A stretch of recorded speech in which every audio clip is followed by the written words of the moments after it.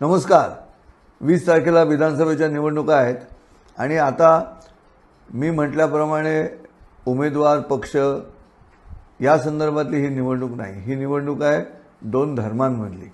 याचं कारण मुस्लिम लोकांनी ठरवलं आहे एक गठ्ठा मतदान कुठे करायचं ते.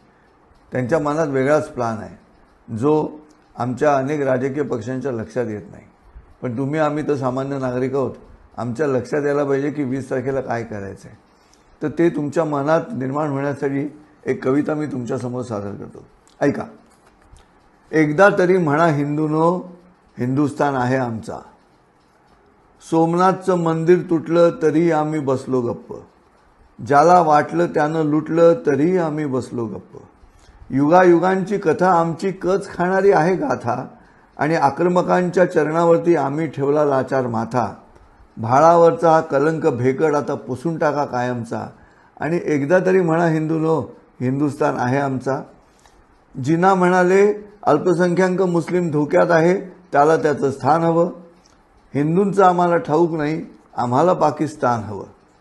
पाकिस्तान देऊन आम्ही आमच्या सद्गुणांचा मान ठेवला. त्यांनी तरुण तिकडे धाडला आणि बहुतेक वृद्ध इथे ठेवला. आता त्यांची नातवंड ओरडत आहेत, आम्ही नेहमीच राहू धर्मी. तुम्ही आमचे लाड पुरवा कारण तुमचा देश आहे निधर्मी. निधर्मी वादाच्या बुरख्यामागे कारण लोभ आहे खुर्चीचा. एकदा तरी म्हणा हिंदूनो, हिंदुस्तान आहे आमचा. फखरुद्दीन कलाम राष्ट्रपती झाले तेव्हा कुठे दंगल झाली. बिस्मिल्ला खानच्या सनईनं आमची प्रत्येक पूजा मंगल केली. झाकीर हुसेनच्या तबल्याला आम्ही डोक्यावर घेऊन दाद देतो. युम पठाणांच्या संत अभ्यासाला तितक्याच भक्तीनं साथ देतो. अलेक्झांडर राज्यपाल झाले म्हणून हिंदू चिडत नाही. आमिर खानच्या लगांसाठी इथे कुणीच कुढत नाही. वाजपेयींचे सल्लागार अब्दुल कलाम असू शकतात आणि बॅरिस्टर अब्दुल रहमान महाराष्ट्र मुख्यपदी बसू शकतात. हिंदूंच्या सहिष्णुतेचा आणखी पुरावा देऊ कुठचा. एकदा तरी म्हणा हिंदूनो, हिंदुस्तान आहे आमचा. 5000 वर्षांमध्ये हिंदूंनी कुणाचं नुकसान केलं. एका तरी देशानं सांगावं की हिंदूंनी प्रथम आक्रमण केलं. बहुसंख्य हिंदू मवाळ आहेत म्हणून अन्य धर्म गाजत आहेत. बहुसंख्य हिंदू मवाळ आहेत म्हणून अन्य धर्म गाजत आहेत आणि चर्चमध्ये घंटा मोठ्या, मशिदीवर भोंगे वाजत आहेत. शहाबानो प्रकरणात न्यायालय नको पण अयोध्येसाठी कोर्ट हवं. शहाबानो प्रकरणात न्यायालय नको पण अयोध्येसाठी कोर्ट हवं आणि मक्केला जाणाऱ्या मुसलमानांना वेगळं एअरपोर्ट हवं. आणखी एकदा मोठा लचका तोडायचा आहे त्यांना आमचा.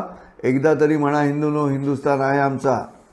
राजकारणात बहुसंख्येला आज महत्त्व आहे जितकं धर्मकारणात बहुसंख्येला मुळीच महत्त्व नाही तितकं. क्रिकेटमध्ये पाकिस्तान आमच्या विरुद्ध जेव्हा जिंकतो, महम्मद अली रस्त्यावरती कित्येक मुसलमान गातो नाचतो. त्या कट्टर मुसलमानाला थांबवणारा नसतो कोणी. त्या कट्टर मुसलमानाला थांबवणारा नसतो कोणी कारण स्वधर्मीयाला नावं ठेवणारा त्यांच्यात क्वचित असतो कोणी. आमच्या इथे बुद्धिवादामागे स्वार्थी राजकारणी लपतो आहे. आमच्या इथे बुद्धिवादामागे स्वार्थी राजकारणी लपतो आहे. वर्तमानपत्रानं खप हवा म्हणून वादग्रस्त छापतो आहे. वाद घालून हे थांबणार नाहीत. आता मूळ भूमिकेवर मारा टाचा. एकदा तरी म्हणा हिंदूनो, हिंदुस्तान आहे आमचा. ख्वाजा चिश्तीच्या थडग्यावरती हिंदू श्रद्धेनं डोकं ठेवतात. आमच्या कोणत्या तीर्थस्थानाला मुसलमान आपलं म्हणतात. प्रयत्न केला तर मंदिरात सुद्धा कुराणाला करतील नमन. तुम्हीच सांगा कुठल्या मशिदीत जाईल गीता रामायण. 47 साली देश स्वतंत्र पण धर्म अजून बंदी आहे. 47 साली देश स्वतंत्र पण धर्म अजून बंदी आहे. शंकर भगवान मवाळ झाले आणि मान डोलावणारा नंदी आहे.